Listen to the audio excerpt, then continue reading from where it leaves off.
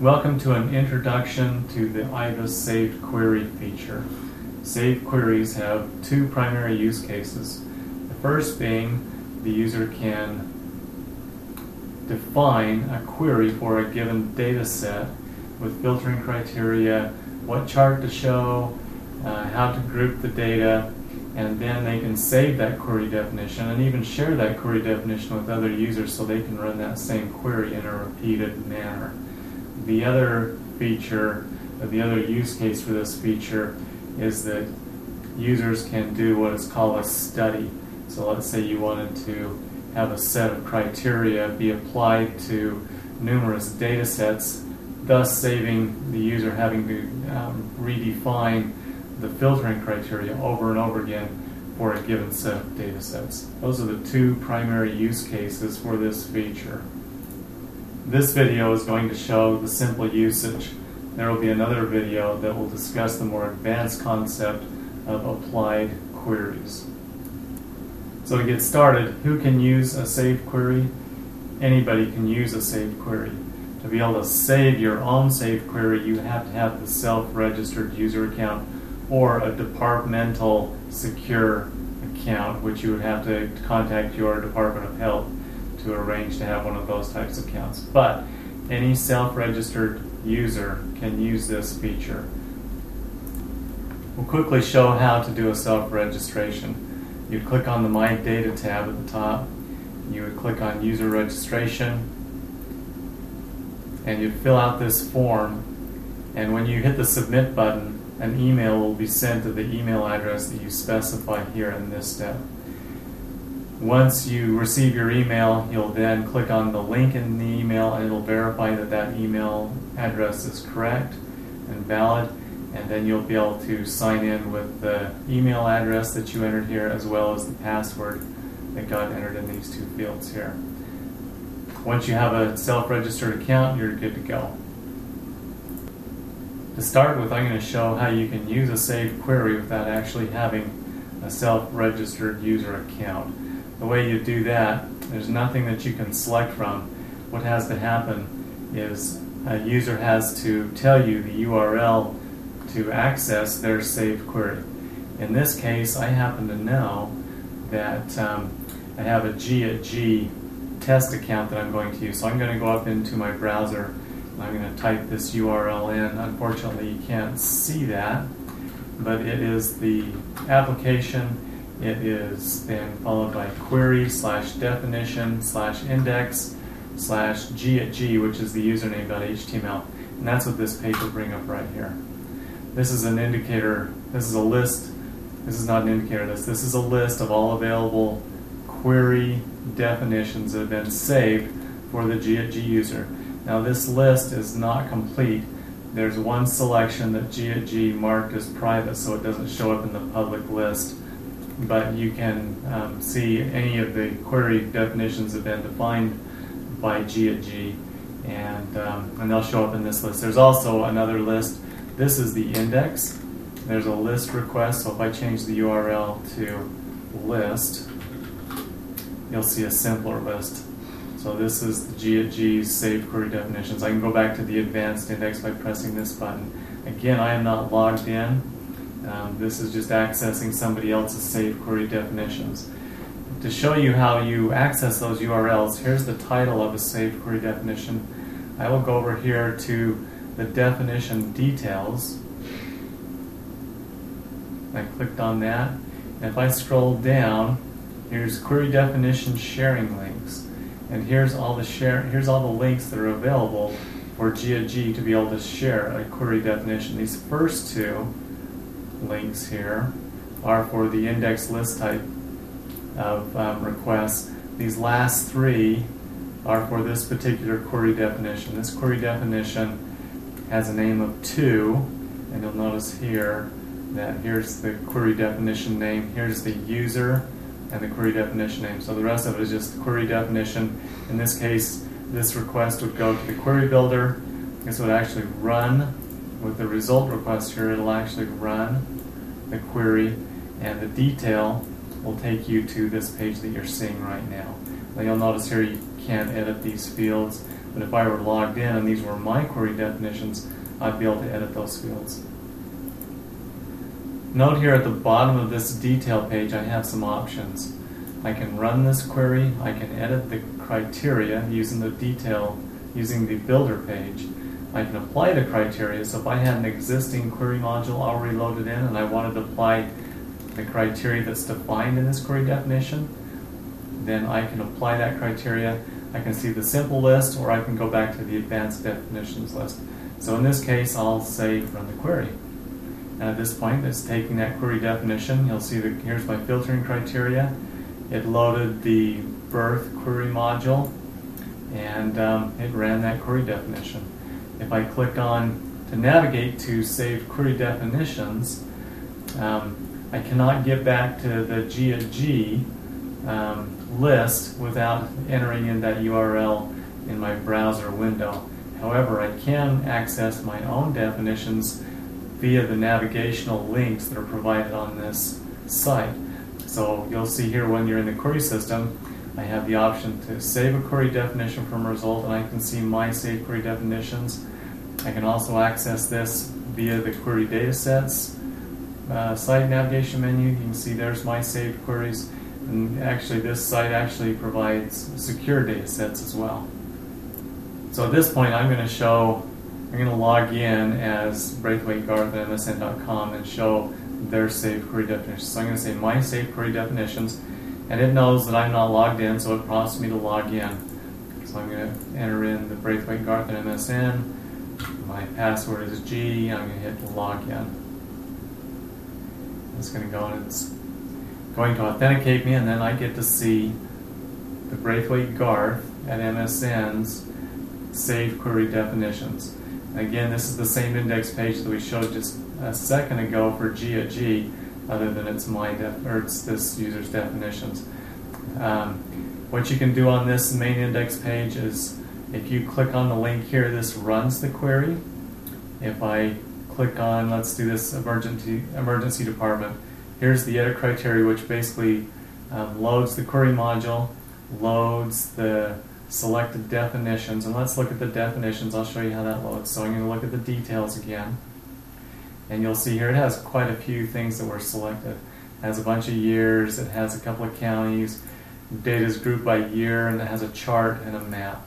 So I'm going to go back to that list. I could edit that criteria by clicking this button. I'll show you how it works on that list page as well. So we'll go back to the advanced index. Oh, by the way, you'll notice here that I can edit these now because they are my saved query definitions, and I have the option here to delete them as well. But I'm going to go back to my advanced index, and we're going to take this ED saved query and we're going to go to the builder with it. So I'm going to click on this, and you'll see that it loads those selections. So here's all the year selections that were made. I have these age selections. Those were not part of it. These are default query module selections. You have the geographic area that was selected, and then we also show the line of the default map and group by year. So that is loading one of those saved query definitions in a builder. So I'm going to go back to my saved query definitions, and let's run this ED count one. So what I would do is I would click on this link, and it's actually going to run that query with the definitions that were specified at the time that definition was saved. So now let's save a definition. You'll notice here a map was chosen, so we get the map, and here's the line chart. So let's say I want to modify this and resave this query. So what I would do is I would say modify the definition, and I'm back to the query builder page. Let's say that I wanted to add an age group. So I will take and use these 4 groups right here. And I have the option here of either submitting the query to see the results to make sure it's what I want, or I can actually save the query definition right from the builder page. So if I say save query definition, it takes me to this detail page. It puts me right here on the name. This is a unique name that you give your saved query definition. Now this name is what appears in the URL when you make a request, and it's what allows the system to distinguish between the different saved query definitions that you have. Your saved query definition names are unique for the user. They do not have to be unique amongst the system. So you can actually name these 1, 2, 3, 4, 5, and they will be your definitions. If you give it a name of a query module or of a saved query definition that already exists, you will override that query definition. So that's one way you can update your query definitions. If you use the same name, then you'll actually overwrite the top of an existing definition. So you want to put in your name. In this case, I'm just going to call it 6, just to make it easy. And I can put in this title. I can put in my updated query, emergency query department, whatever. The description. Here's the description. If you want to put in some text that you might want to use as a note for yourself, or if you're sharing it with others, they will see this description when they are hovering over the link or on the help button that's associated with this link. One of the things you can do too is if you want to keep this query definition to not show up on the list of other people's views of your query definitions, you check this checkbox right here to keep it private. That'll keep it off the list. So let's just do that. I'm going to click this checkbox here. I'm going to say save. And then you'll notice here in my list, here's the one I just added in right here. And let's go look at its definition. And you'll notice that it has all the information we entered in here. Now if I open up a new browser, so I'm going to open up Internet Explorer, and we're going to go run, I'm just going to bring up the View application.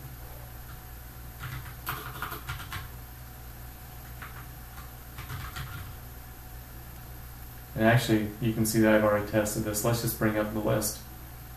That's the G@G list. I want the Braithwaite. So here's the G@G list that we've already looked at. But I'm logged in as Braithwaite Garth. So I'm going to say Braithwaite Garth at msn.com. I hit enter, and there's my list, and you'll notice that that saved query definition does not show up in the list. So let's go back and look at that again. You see I've got the 4, and over in this list, if I go to my saved query definitions, I have the 5. So these 4 show up. This one is the new one that has the keep private checkbox marked, and so it does not show up in the list.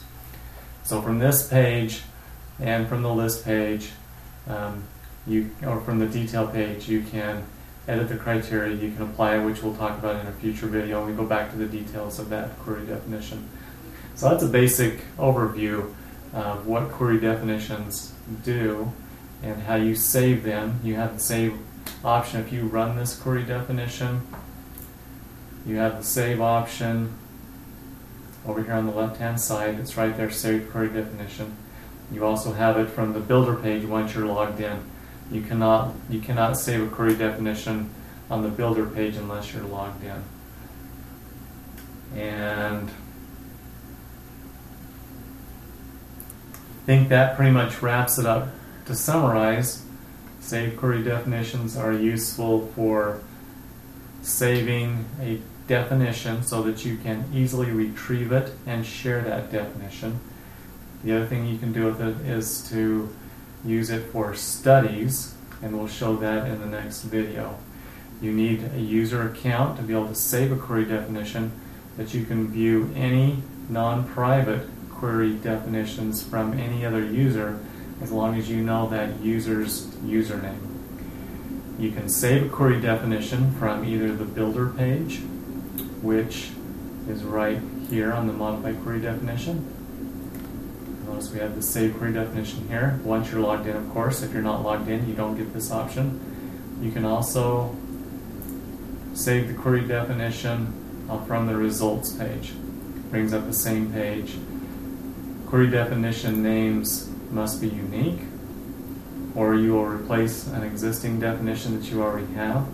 It would be wise to come up with a standard of how you name your query definitions so they're meaningful, and it's also helpful to put a description in for your saved query definitions.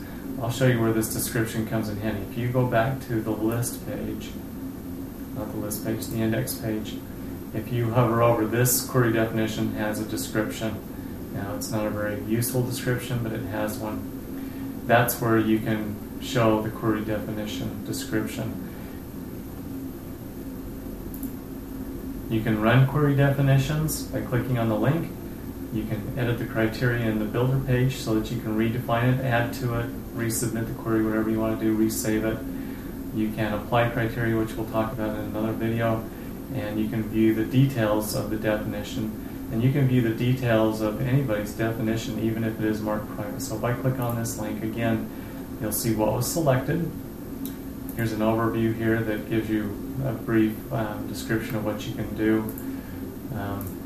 You have the ability, when it's your query definition, you have the ability to change the name, which would actually create a new copy of that query definition, change the title, put in a description, make it private. We have the option here of showing the links of how you can share that. And by the way, with the sharing, there's a site here that's in this help that you can click on that'll take you to another website that you can paste those URLs in, and you can convert those URLs into the appropriate entries that are needed for Twitter or for Google Plus or whatever social media you want to put a link in. This little site here will allow you to convert your IBIS URL into something that is useful in their environment. Also on the detail page, you can hit the delete button here to delete a query definition if you no longer want it. Again, you can run it, you can edit it, you can save any changes. If you want to reset it to where the form was when you initially made entry to this form, you can hit the reset, and of course you can go to the list. And if you have any questions, please feel free to contact your IBIS implementer, or contact somebody within the Department of Health and ask them about it, and hopefully they can help you out. I hope this video is helpful.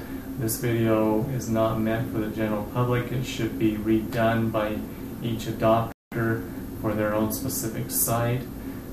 This is mainly a video so that people have an idea of what can be done with saved queries.